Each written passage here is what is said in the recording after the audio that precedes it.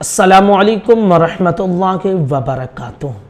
सवाल ये पूछा गया है कि अगर कोई शख्स इशा की नमाज़ पढ़ रहा है और उसने इशा में जो 4 रकात फ़र्ज़ है उसको पढ़ा, 4 रकात फ़र्ज़ के बाद जो 2 रकात सुन्नत है उसे पढ़ा और उसके बाद में 3 रकात वित्र वाजिब है उसको पढ़ा, तो क्या 4 फ़र्ज़ और 2 सुन्नत और 3 वित्र इतना पढ़ लेने से इशा की नमाज मुकम्मल होगी या नहीं होगी?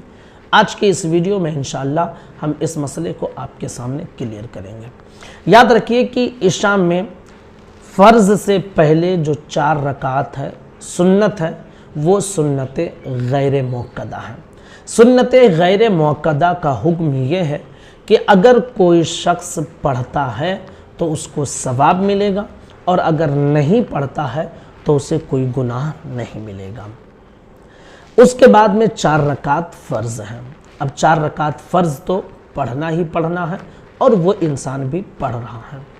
4 रकात फ़र्ज़ के बाद 2 रकात सुन्नत है। अब इस 2 रकात सुन्नत को भी पढ़ रहा है। 2 रकात सुन्नत के बाद 2 रकात नफल है, उसको नहीं पढ़ रहा है। तो याद रखिए कि नफल नमाज ये इंसान के अपने ऊपर है, चाहे तो पढ़े और चाहे तो ना पढ़े। पढ़ता है तो सवाब मिलेगा, नहीं पढ़ेगा तो कोई गुनाह नहीं मिलेगा। ठीक है।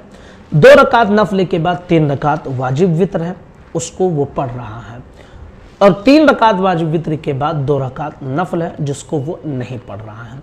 तो शुरू में 4 रकात सुन्नत गैर मुअक्कदा है और उसके बाद में फ़र्ज़ के बाद 2 रकात सुन्नत के बाद 2 रकात नफल है, उसको नहीं पढ़ रहा है और वित्र के बाद 2 रकात नफल है, उसको नहीं पढ़ रहा है। तो याद रखिए कि सुन्नत गैर मुअक्कदा और नफल ये अगर आप पढ़ते हैं तो सवाब मिलेगा, नहीं पढ़ते हैं तो कोई गुनाह नहीं मिलेगा। अब इशा में जो ज़रूरी था 4 रकात फ़र्ज़ 2 सुन्नत और 3 वित्र, अगर किसी ने इतना पढ़ लिया है तो उसकी इशा की नमाज मुकम्मल होगी।